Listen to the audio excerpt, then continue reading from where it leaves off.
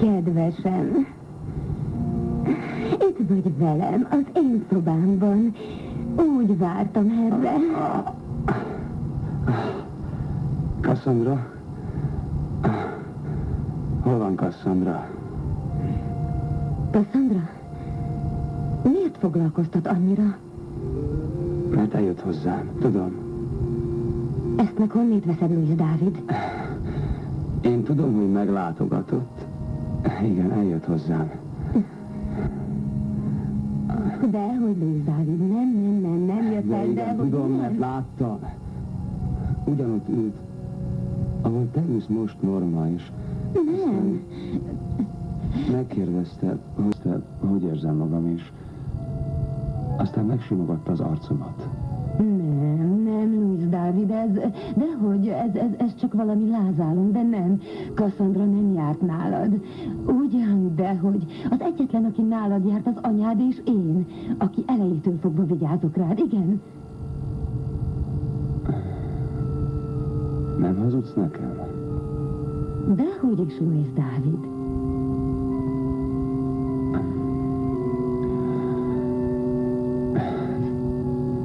Miért lőttél rám? Louis Dávid, ezt most nagyon nehéz elmesélni, figyelj. Louis Dávid, annyira fájdalmas ez számomra, de elképzelni sem tudod, hogy mit éreztem, hogy mennyire aggódtam, hogy szenvedtem, mikor történt ez az egész. De miért lőttél rám? Miért? Nagyon nehéz neked elmesélni, mert olyan hülyén érzem magam. Próbáld meg. De ide figyelj, ha elmesélném, te meggyűlölsz mindenkit, aki emögött van, aki felelős ezért, nem? Nem értem, Norma. Én csak arra emlékszem, hogy teljesen véletlenül találkoztunk. Ahogy megkértél, hogy hozzalak haza a házadba. Aztán beszélgetni kezdtünk, és végül nemet mondtam. Azt mondtam, hogy ne vesztegesd rám az időd. És akkor elkezdtél fenyegetni. Megfenyegettél, és láttam nálad egy pisztolyt. Én azt hittem, hogy csak tréfálsz. Biztos voltam benne. De hát tréfáltam, Louis Dávid, csak hetsz volt. De hogyan, Norma? Figyelj, csak annyit mondhatok, hogy tudnék mondani néhány nevet, aki felelős ezért az egészért. A Rándó ötlete volt. A sorsára hagyta őt. A cigányok már csak ilyenek. Hisznek abban, hogyha valami történik, az azért van, mert meg van írva a sorskönyvében. Miket mondasz? Úgyhogy még bűnösnek sem érzi magát. Mert azt hiszik, ha történik valami, annak meg kell történnie, és hogyha nem történik meg, akkor Isten nem akarta, hogy megtörténjen. Hisznek a végzetben. Szerencsére Isten most nem akarta. És Louis Dávid úr túl van a beszélyen? Igen, úgy hallom, igen. Sajnos mindenképp rossz vége lesz ennek, mert a rendőrség biztosan érdeklődni fog. Persze, de gondoskodtak arról, hogy ne tudjanak róla. És az orvosnak, aki ellátta, nem kellett jelentést tennie? Édesapádat hívták. Norma rendezte így. Pontosan ezért, mert abban bízott, hogy majd, ha magához tér, elmeséli neki, elmagyarázza, hogy véletlen volt, és akkor Louis Dávid is hallgatni fog. Igen, én is azt hiszem, jobb lenne nem feszegetni tovább ezt az ügyet. Cassandrának már épp elég baja van, és ez csak rontaná a helyzetét. Tulajdonképpen neki semmi köze a balesethez. Persze, de senki sem tudná megmondani, hogy hová vezet ez az egész. Rándó nagyon magabiztos, és én az igazat megvalva semmi jót nem mondhatok ezekről az emberekről. Tehát végül is Randó tervezte meg az egészet.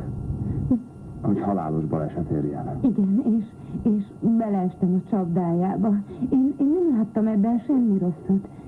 Semmi rosszat. Én nem tudtam, hogy ilyen szoros kapcsolatban vagy azzal az alakkal. Jó sokáig voltál az irodájában múltkor. Azért, mert egyszer odajött és bemutatkozott a bárban, akár egy árnyék. Emlékszel, nem? Igen. Nos, az a férfi annyira egzotikus, olyan érdekes tudod? Csak egy gátlástalan kalandor, semmi más. Képes lenne bármilyen aljasságra, hát ilyen ember. De én nem tudtam, hogy az az ember ilyen veszélyes és gátlástalan. Pedig így van, Norma. És ezt meg is mutatta. Meg is ölhettél volna. Jaj, Dávid, annyira fáj, hogy így látlak téged. Már elmúlt. Jól van. Jól van, így jobban érzed magad? Igen? Jobban érzed így magad? Igen. Nem akartalak így látni, pont az én hibámból. Most nem teljesen az én hibámból, de jaj, nem érdekes, mert ezentúl nagyon kedves leszek hozzád, és mindent megcsinálok, amit akarsz. Olyan ügyes nővérke leszek, aki mindent megad neked, mindent, amit csak kívánsz.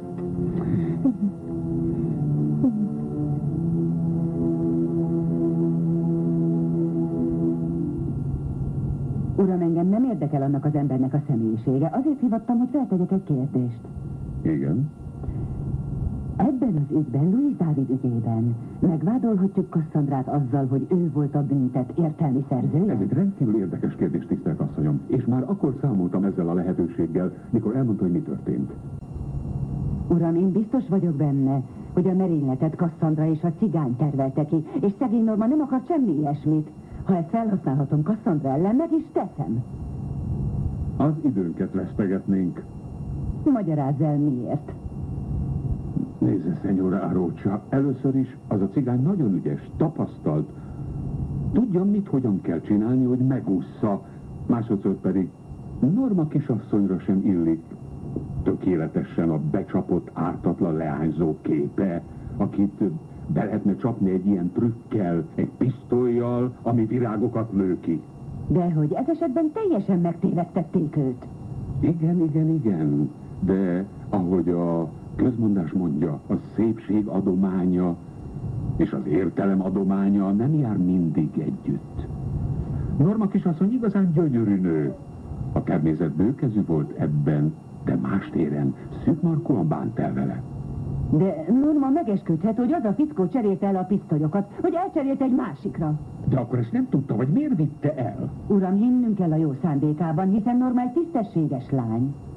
Nos, ez a nagy tisztesség nem lesz meggyőző. Ha fény derül a cigánnyal folytatott kapcsolatára, a látogatásaira azon a szép helyen, egy intim szobában, amit ő irodának hív. Dr. Oliveira. Nem, ez nagyon ingatag terület, kockázatos, a vád könnyen a viszájára sülhet el. A végén kitalálnák, hogy a kisasszony fogta a pisztolyt, ellopta, hogy a túlvilágra juttassa Contreras urat. Uram, de hát... Nézze, ez a lakásán történt, de ő letagadta. Mi történne? Mindenféle vizsgálatokat indítanának, mindenfélét. Egyiket sem a mi előnyünkre. A végén védekezni kényszerülnénk, és pontosan erre vár Alonso ügyvéd úr. Akkor feltételezem, hogy el kell viseljem, hogy a gyilkossági kísérlet, hogy egy gyilkos meg akarta ölni a fiamat, felderítetlen marad. Nézze, asszonyom, szerintem az ötlet azért a cigányé volt, és Cassandrát nem is mondta bele. Úgyhogy, amit most csinálnia kell, nos tehát elhitetni a fiával, amit helyesnek gondol, hogy mi képzeljen, és akkor a bíróságon a mi tanunk lesz, majd kikérdezzük, és a mi oldalunkon tartjuk. Persze, ha ezt az esetőséget választjuk, segítenünk kell neki, segítenünk, hogy a vádlottban ellenséget lásson.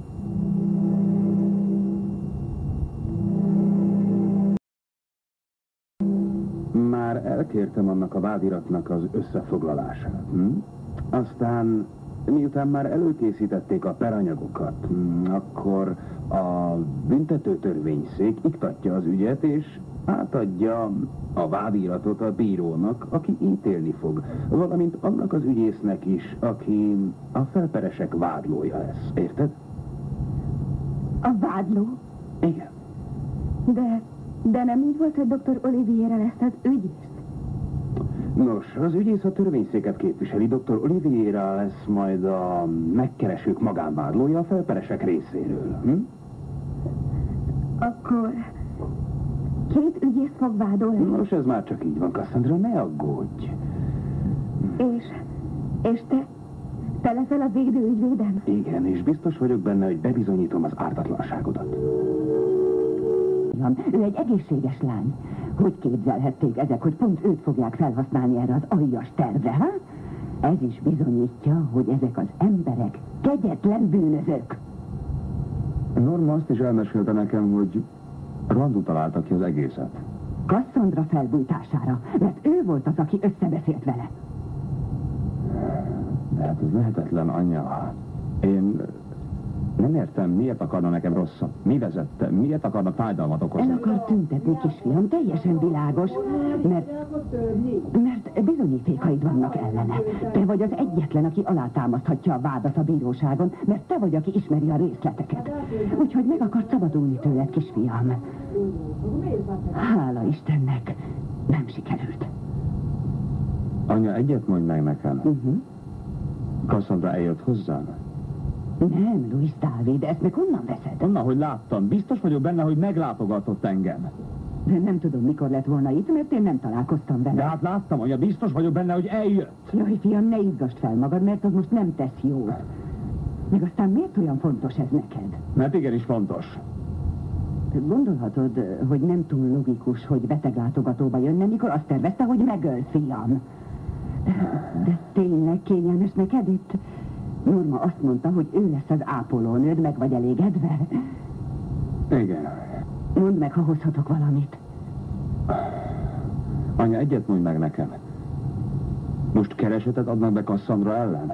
Vagyis azt akarom kérdezni, hogy az újabb vádiratban már ez is szerepel, vagy csak lefolytatják az eljárást, amit már megkezdtek? Ez ennyire érdekel? Igen. Rendben van, de én nem akarok beleavatkozni, mert Norma erre kért. Másrésztről pedig dr. Oliviera azt mondta, hogy már elegendő bizonyítékunk van Cassandra ellen, már több, mint elegendő. Hogy a bíró a legszigorúbb büntetéssel fogja sújtani, amit meg is érdemel. És ha miközben a bíróságon, miközben eldöntik, hogy bűnös vagyok-e vagy sem, engem úgy nem fognak letartóztatni. Nos, előfordult már, hogy az eljárás során új bizonyítékok merülnek fel. Amik a vádlott egyértelmű bűnösségét igazolják, akkor letartóztathatják. De, Cassandra, mi a baj? Csak nem félsz Louis Dávidtól. Nem, ide figyelj. Egyáltalán nem kell félned semmitől, mert nem hiszem, hogy még egyszer le fognak tartóztatni.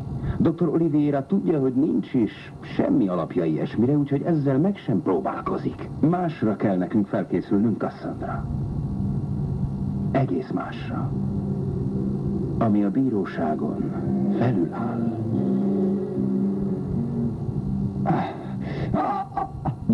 Nyugodom.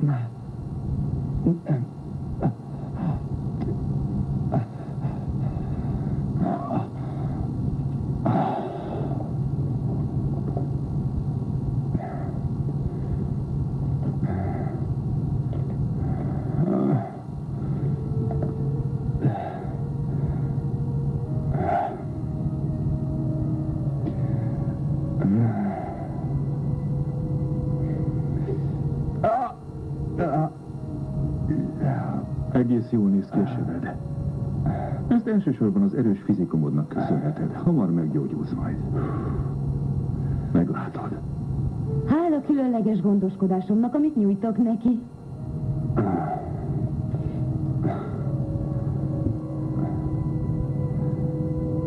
Doktor úr, még mindig szüksége van Nem erre? szükséges, már elviheti, köszönöm. Elnézést.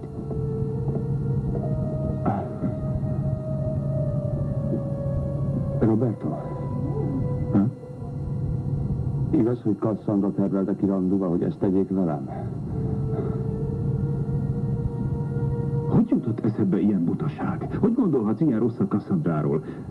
Ő nem lenne képes megölni téged, és más se tudna megölni. Egyszer ő maga vallotta be nekem, hogy megölte a testvéremet. Ugyan már, ez csak valami tévedés lehet. Már kezdem elhinni, hogy te ilyen furcsákat gondolsz szegény kislányról. Látom, nehéz lesz ezt kiverni a fejedből. Ha?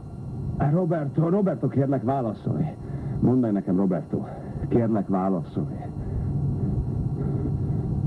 Cassandra eljött hozzám. Kérlek, válaszolj. Roberto, kérlek. Cassandra eljött hozzám, míg feküdtem. Eljött hozzám? Nem.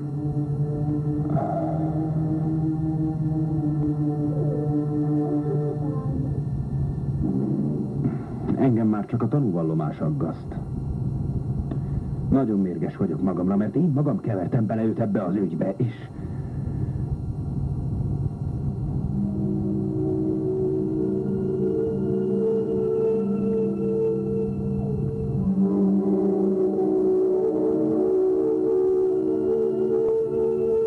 Marike?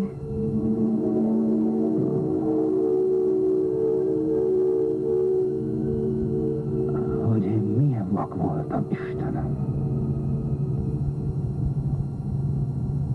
Hiszen most már minden tisztán látok. Most már tudom az igazságot.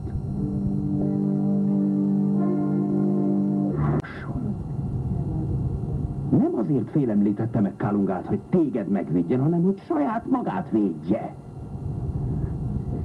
Nem. Ez pedig azt jelenti, Cassandra, hogy Louis Dávid itt a bűnös. Louis Dávid a gyilkos. Nem, Marike, nem. Már mondtam neked. Megint elmondom, Cassandra. Ő tette. És hogy mentse a bőrét, téged akar megvádolni.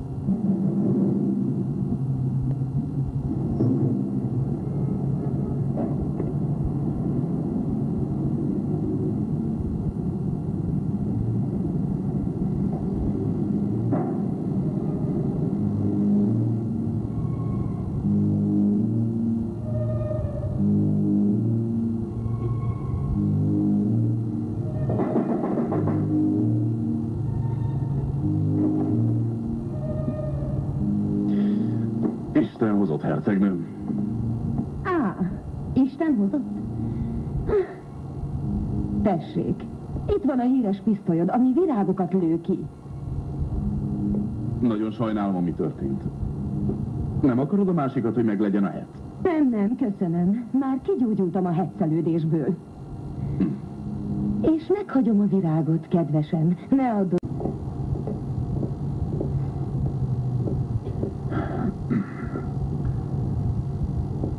Szervusz, Cassandra. Szervusz, Roberto. Mit csinálsz itt egyedül?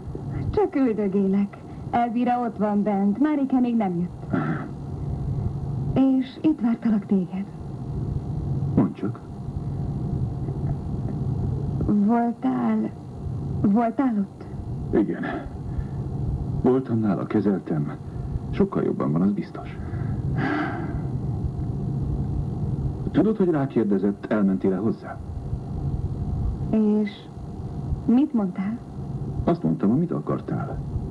Hogy nem. Igen, így. Jobb lesz ez így. Jó, nekem most már mennem kell. Roberto, van itt neked valami?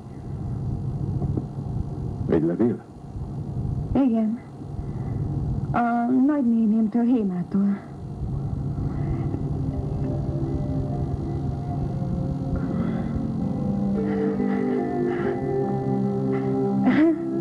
Most már megyek. Ciao. Szervusz.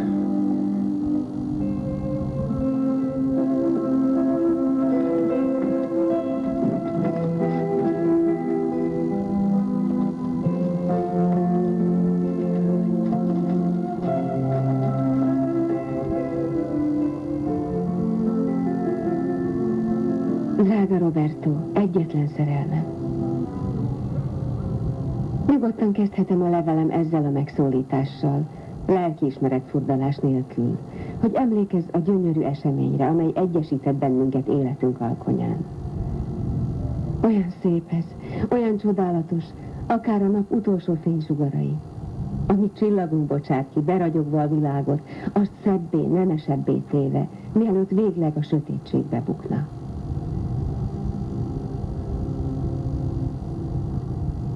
Ilyen volt szerelmünk számunkra. Alkonyati. Azzal az érzéssel, hogy akkor találtuk meg, amikor már nem számítottunk rá.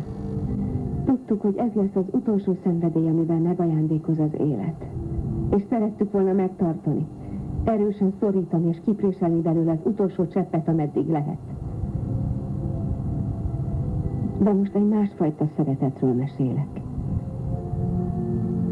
Ez a szeretet egyszerűbb és gyengébb. Talán mert az elvesztett értékek és lelki kavarodás materialista korszakában, amiben élünk, már nem is hagyják létezni. Ez a család megszentelt szeretete.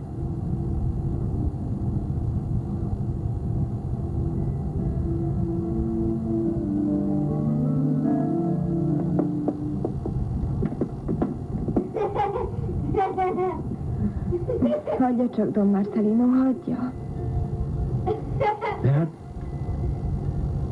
De hát kislány, mi baj van?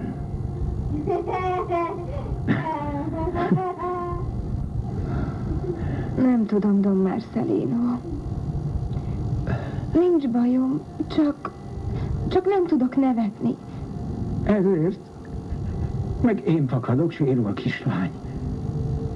Hiszen milyen bohóc az ilyen, aki nem nevettet meg senkit? Köszönöm, hogy segít. Ha maga nem lenne, én egyedül néha olyan szomorú vagyok, olyan szomorú. Szomorú? Van egy kislányod, aki nem létezett, és nem kért senkit, hogy a világra hozza. Ő Ophélia iránti szerelmed gyümölcse. Mikor Ophélia még fiatal, gyönyörű lány volt, beleszerettél, és a feleségeddé tetted. Nem ezt a fáradt és munkába belefásult asszonyt, hanem egy nőt, aki szenvedélyt ébresztett benned, akivel otthont alapítottál, akivel megosztottad az életed, a kenyered, az ágyad és az álmaid.